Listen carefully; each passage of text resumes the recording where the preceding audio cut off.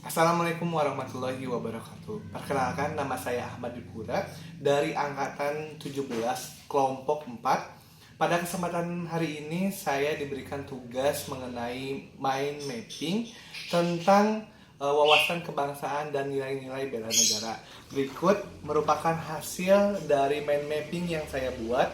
Untuk lebih jelasnya, simak video berikut. Berikut merupakan tampilan dari mind mapping yang telah dibuat mengenai wawasan kebangsaan dan nilai-nilai bela negara. Mundur satu langkah ke belakang untuk mengetahui titik-titik penting dalam sejarah bangsa Indonesia yang merupakan bagian dari pergerakan kebangsaan Indonesia. 20 Mei 1908, puluhan anak muda berkumpul di Aula Stopia. Dalam pertemuan itu mereka sepakat mendirikan organisasi Budi Utomo yang merupakan cikal bakal dari pergerakan bangsa Indonesia. Selanjutnya adalah Perhimpunan Indonesia yang merupakan organisasi pergerakan nasional yang untuk pertama kalinya menggunakan istilah Indonesia dalam penamaannya. Bahkan Perhimpunan Indonesia menjadi pelopor kemerdekaan bangsa Indonesia di kancah internasional. Perhimpunan Indonesia didirikan oleh Sultan Kasayangan dan Raden Noto Suroto pada 25 Oktober 1908 di Leiden,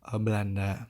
Pada tanggal 30 April 1925 di Jakarta diselenggarakan Kerapatan Besar Pemuda yang di kemudian hari kita kenal dengan Kongres Pemuda pertama. Kongres Pemuda ini dihadiri oleh wakil organisasi pemuda-pemuda yang ada di Indonesia. Di antaranya adalah pemuda Yong Japa, Yong Sumatera Mbong, Yong Ambon, dan lainnya. Untuk menindaklanjuti Kongres Pemuda yang pertama, maka dilaksanakanlah Kongres Pemuda yang kedua pada 27 sampai 28 Oktober 1928 yang pada saat ini setiap tanggal 28 Oktober kita peringati dengan Sumpah Pemuda. Pada 1 Maret 1945 dalam situasi kritis, Letnan Jenderal Kumakichi Harada, pimpinan pemerintah pendudukan Jepang di Jawa, mengumumkan pembentukan Badan Penyelidik Usaha-usaha Persiapan Kemerdekaan Indonesia yang lebih kita kenal dengan sebutan BPUPKI. Selanjutnya, pada 7 Agustus 1945, dibentuklah PPKI atau Panitia Persiapan Kemerdekaan Indonesia. Setelah kita mengetahui bagaimana sejarah permulaan pergerakan kebangsaan Indonesia, mari kita bahas tentang kebangsaan Indonesia. Mari kita bahas tentang apa itu wawasan kebangsaan. Wawasan kebangsaan dapat diartikan sebagai konsepsi cara pandang yang dilandasi akan kesadaran diri sebagai warga dari suatu negara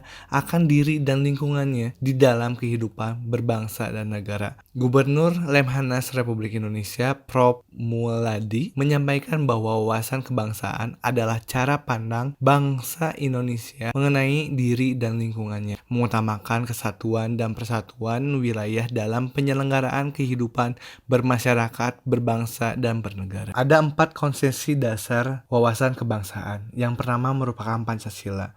Pentingnya kedudukan Pancasila bagi bangsa Indonesia dalam hidup bermasyarakat, berbangsa, dan bernegara, sehingga gagasan dasar yang berisi konsep, prinsip, dan nilai-nilai yang terkandung dalam Pancasila harus berisi kebenaran, nilai, dan tidak asing bagi masyarakat Indonesia.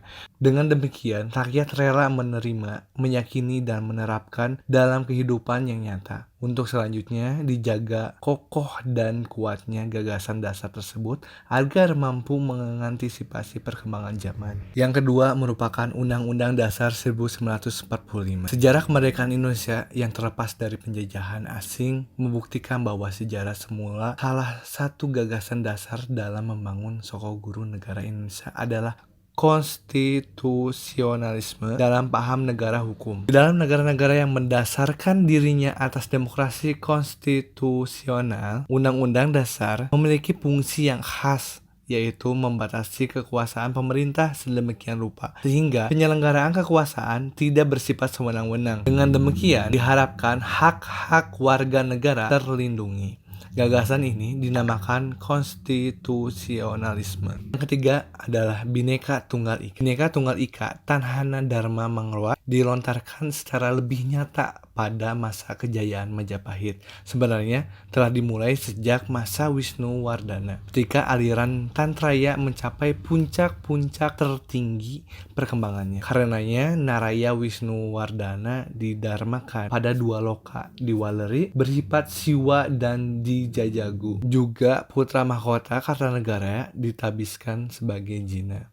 Inilah fakta bahwa Singasari merupakan embrio yang menjiwai keberadaan dan keberlangsungan kerajaan Majapahit. Perumusan Bhinneka Tunggal Ika Tanhana Dharma Mangwa oleh Empu Tantular pada dasarnya adalah sebuah pernyataan daya kreatif dalam upaya mengatasi keanekaragaman, kepercayaan, dan keagamaan sehubungan dengan usaha bina negara kerajaan Majapahit kala itu, yang di kemudian hari menginspirasi para founding father kita tentang sistem pemerintahan. Yang keempat merupakan Negara Kesatuan Republik Indonesia. Keberadaan Negara Kesatuan Republik Indonesia tidak dapat dipisahkan dari peristiwa proklamasi kemerdekaan pada 17 Agustus 1945.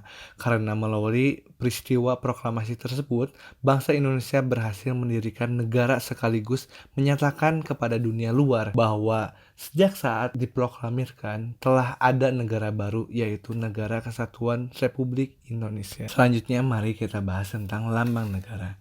Yang pertama merupakan bendera. Bendera Negara Kesatuan Republik Indonesia yang selanjutnya disebut dengan bendera negara adalah Sang Merah Putih. Lambang Negara Kesatuan Republik Indonesia yang selanjutnya disebut dengan lambang negara adalah Garuda Pancasila dengan semboyan Bhinneka Tunggal Ika. Lagu kebangsaan. Lagu kebangsaan Negara Republik Indonesia yang selanjutnya disebut dengan lagu kebangsaan adalah Indonesia Raya. Yang terakhir merupakan bahasa. Bahasa Negara Kesatuan Republik Indonesia yang selanjutnya disebut dengan bahasa Indonesia adalah bahasa resmi nasional yang digunakan di seluruh wilayah Negara Kesatuan Republik Indonesia.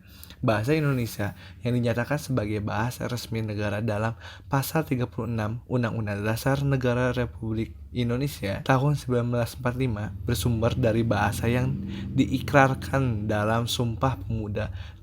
Selanjutnya adalah nilai-nilai bela negara. Bela negara dapat didefinisikan sebagai tekad, sikap, dan perilaku serta tindakan warga negara, baik secara perseorangan maupun kolektif dalam menjaga kedaulatan negara, keutuhan wilayah, dan keselamatan bangsa negara yang dijiwai oleh kecintaan kepada Negara Kesatuan Republik Indonesia yang berdasarkan Pancasila dan Undang-Undang Dasar Negara Republik Indonesia tahun 1945 dalam menjamin keberlangsungan hidup bangsa Indonesia dan negara dari berbagai ancaman. Nilai-nilai bela negara mempunyai dasar hukum. Yang pertama adalah Undang-Undang Dasar Republik Indonesia tahun 1945.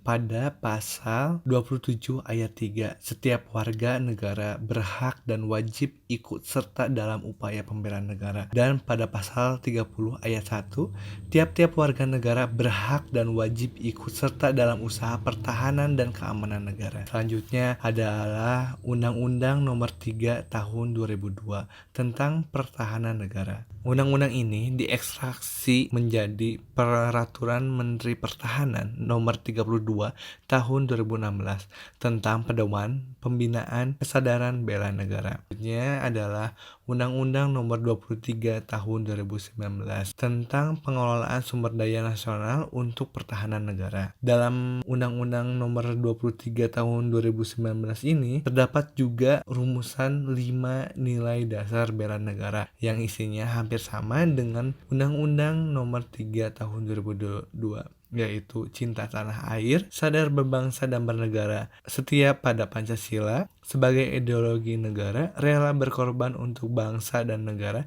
dan kemampuan awal bela negara. Sekian penjelasan tentang mind mapping, wawasan kebangsaan, dan nilai-nilai bela negara. Kurang lebihnya mohon maaf. Wassalamualaikum warahmatullahi wabarakatuh.